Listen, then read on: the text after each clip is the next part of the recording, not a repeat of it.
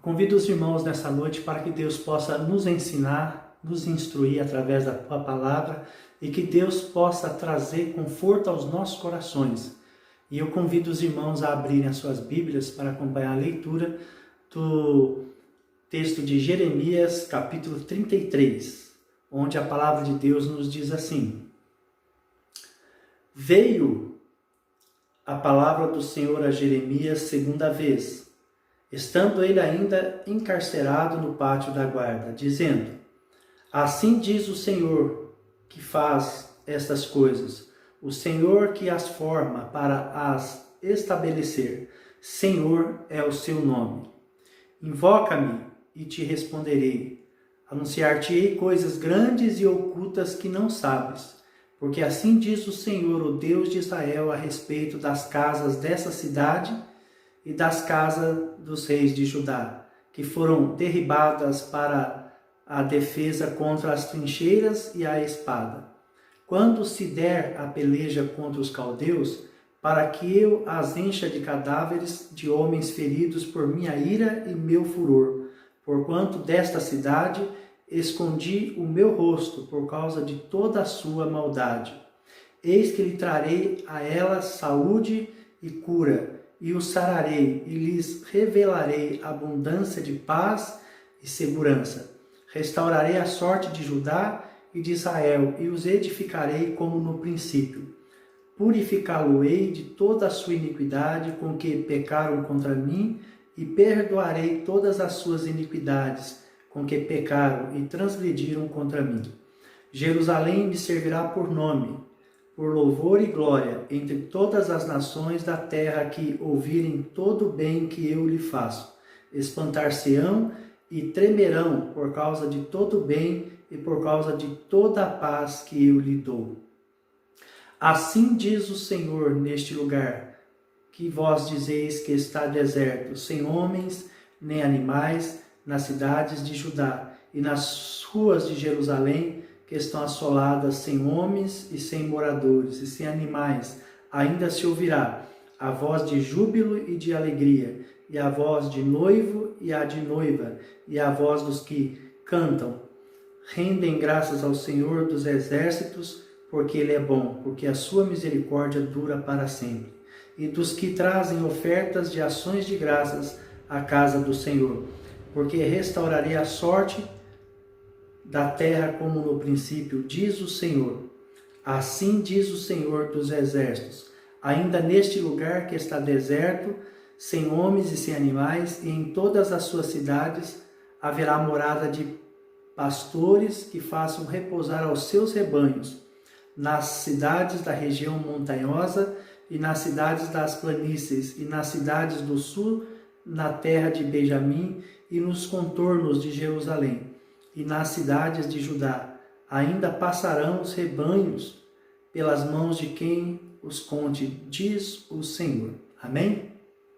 Meus irmãos, Deus colocou no meu coração para poder falar nesta noite sobre prosperidade em tempos difíceis. Meus irmãos, o que é prosperidade? Para nós que cremos em um só Deus, que cremos no nosso Senhor e Salvador Jesus Cristo e que cremos no seu Pai, prosperidade é a paz que nós temos dentro do nosso lar, a alegria que nós temos dentro do nosso lar, a felicidade de poder ter livre acesso e liberdade de poder invocar, clamar e bendizer o nome do Senhor. Mas para o mundo, prosperidade é dinheiro, é coisas materiais. Para o mundo, felicidade é ter lucros. Hoje mesmo eu estava assistindo uma reportagem sobre o Celso Russomano, que está trabalhando, para poder pegar e fiscalizar, para poder pegar e buscar justiça diante dos abusos que está acontecendo na vida dos trabalhadores e também na vida daqueles que estão desempregados por causa da ganância, por causa do dinheiro, por causa da felicidade que o homem corre atrás, que se chama dinheiro ou vida financeira. Então, muitos, as suas vidas estão baseadas, estão fundamentadas em coisas materiais. Prosperidade para muitos é ter um carro novo, para muitos é ter uma mega empresa, para muitos é acumular riquezas, acumular dinheiro. E a palavra de Deus nos ensina que a verdadeira prosperidade, ela é encontrada em Jesus Cristo e também nos céus dos céus. Então, prosperidade para todos aqueles que têm Jesus no seu coração é a sua família estar bem de saúde, os seus filhos estar bem de saúde, os seus netos estar bem de saúde, as suas noras, genros, né? E prosperidade é ter paz dentro dos nossos lares. Se você tiver paz dentro do seu lar, se você tiver alegria dentro do seu lar, então você já é uma pessoa que tem prosperidade e é próspero e é abençoado diante de Deus. Nesse texto, eu falei que iria falar sobre prosperidade em tempos difíceis. Eu gostaria de dar 2 exemplos. O primeiro é o exemplo de Abraão. Lá em Gênesis capítulo 12, Abraão ele vive um momento igual a este que nós estamos vivendo aqui no nosso país, no Brasil agora, no século 21, no ano de 2020.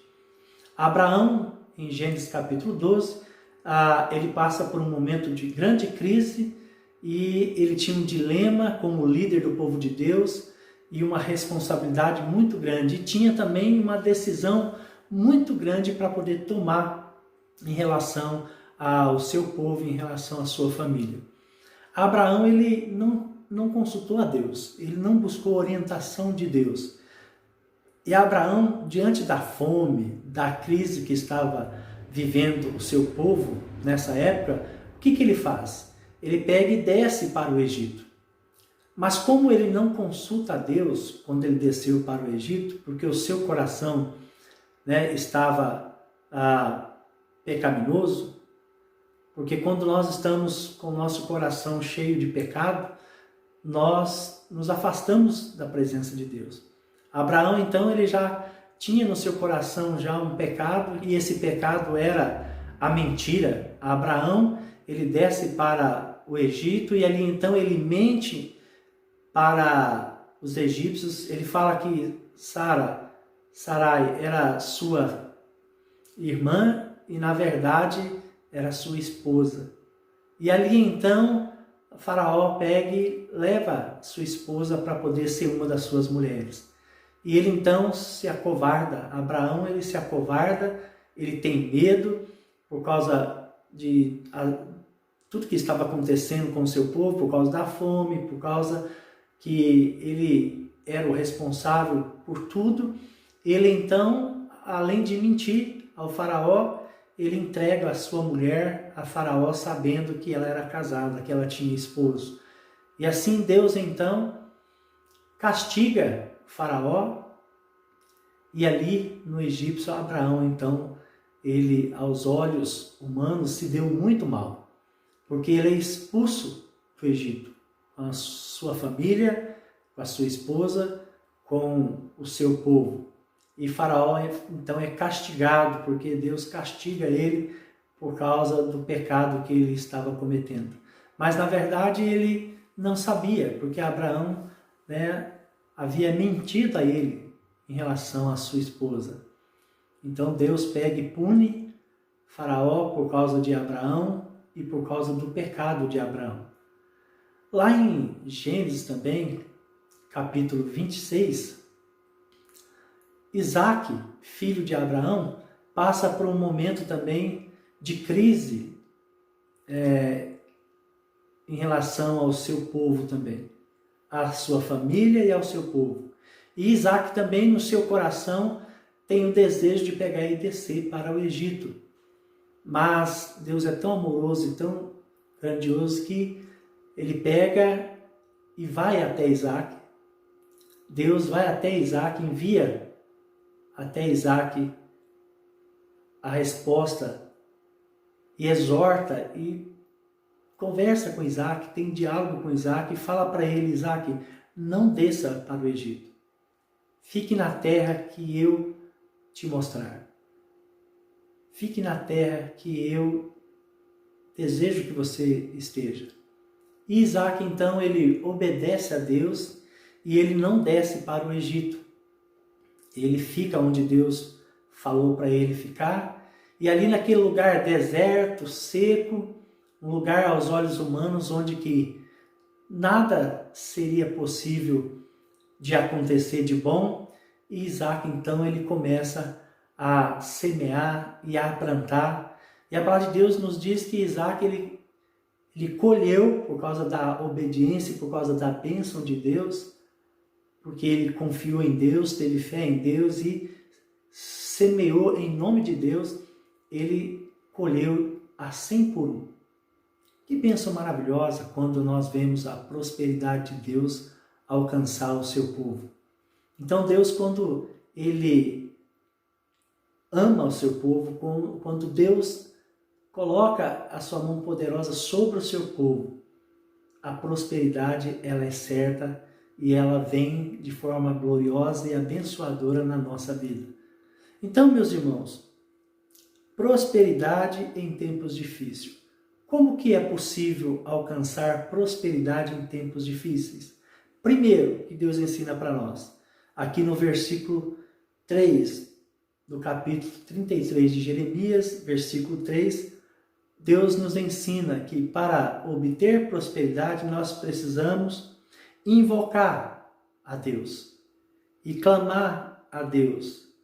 E aqui no versículo 3, Deus nos diz assim: invoca-me e te responderei, anunciar-te-ei coisas grandes e ocultas que não sabes. Deus, ele sabe todas as coisas, ele conhece todas as coisas. E o futuro está na mão do nosso Deus. O nosso futuro está na mão daquele que tem poder para poder fazer todas as coisas. Então, o que Deus quer ensinar para nós? Que primeiro, para eu ter prosperidade diante do meu Deus, eu preciso invocar o meu Deus. Porque o meu Deus, o seu Deus, ele responde, né? E ele vai anunciar coisas grandes e coisas ocultas que nós não conhecemos e que nós não sabemos. Outra coisa maravilhosa que Deus ensina para nós, através da tua palavra, que ele também nos diz assim, aqui no versículo 6, eis que lhe trarei a ela saúde e cura e o sararei e lhes revelarei abundância de paz e segurança. Então Deus fala para nós aqui no versículo 6 que, além de eu pegar e invocar o nome do Senhor, Deus fala assim que Ele irá nos abençoar. E o que Deus trará a nós como povo dele? Deus trará a nós como povo dele, olha só, abundância de paz e segurança. Deus, ele promete que nos dará abundância de paz e segurança quando nós invocarmos o seu nome, quando nós confiarmos no seu nome, no nome do nosso Senhor e Deus e Jesus Cristo e Salvador. Mas Deus, ele, no versículo 7, nos diz que ele restaurará a sorte da tua igreja. Já pensou que coisa maravilhosa, meus irmãos? Aqui no versículo 7, que Deus diz que restaurarei a sorte de Judá e de Israel e os edificarei como no princípio. Então Deus, ele fala assim que nós não devemos temer esse momento difícil, porque a prosperidade dele irá nos alcançar do mesmo jeito. Antes de começar essa crise, nós vamos viver, porque Deus fará com que as nossas bênçãos sejam restauradas e os nossos corações confortados pelo poder do seu Santo Espírito e pela sua mão gloriosa e poderosa. Outra coisa que Deus diz para nós está aqui no versículo 9. Deus fala assim que nós iremos servir a Deus,